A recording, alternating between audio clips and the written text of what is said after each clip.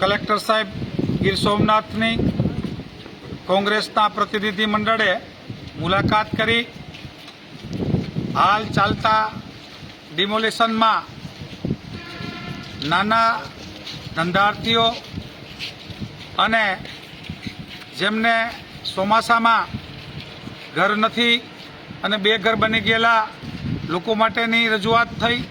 સાથે સાથે કલેક્ટર સાહેબને વિનંતી કરવામાં આવી કે જે લોકો પેશકદમીમાં હોય એમ છતાં પણ ચોમાસા દરમિયાન બેઘર થાય તો સરકારશ્રીની જવાબદારી છે કે વિસ્થાપિતને પ્રસ્થાપિત કરવાની, એમના બદલે વિસ્થાપિત થાય તો એ લોકોને પણ જેવો ભૂકંપ હોય, હુલડ હોય યા તો વાવાઝોડું હોય તો એવા લોકોને રાહત કેમ્પ આપી 90 દિવસ સુધી એમની જમવાની વ્યવસ્થા કરવી પડે, એમને રહેવાની વ્યવસ્થા કરવી પડે।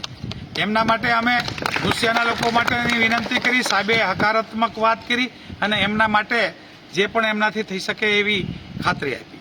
સાથે ઈણાજ અને ઉમરેઠી ગામના જે આસામીઓની નાના રોજગારો ધંધાઓ બંધ થયા, એમની દુકાનો કેબિનો પાડી નાખવામાં આવી, એમના માટે સામૂહિક કંઈક શોપિંગ જેવી વ્યવસ્થા થાય એમાં સાહેબશ્રી તરફથી ગ્રામ હાટ થાય ભવિષ્યમાં અને એના માટે ગ્રામ હાટ કરી અને સોલ્યુશન લાવવા માટે ઈણાજ અને ઉમરેઠી માટે અમે પ્રતિનિધિ મંડળને ખાતરી આપી છે।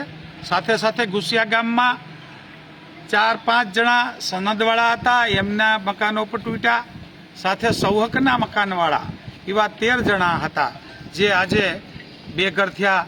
એના માટેના રાહત કેમ્પની વાત એમના માટે ખાતરી આપી।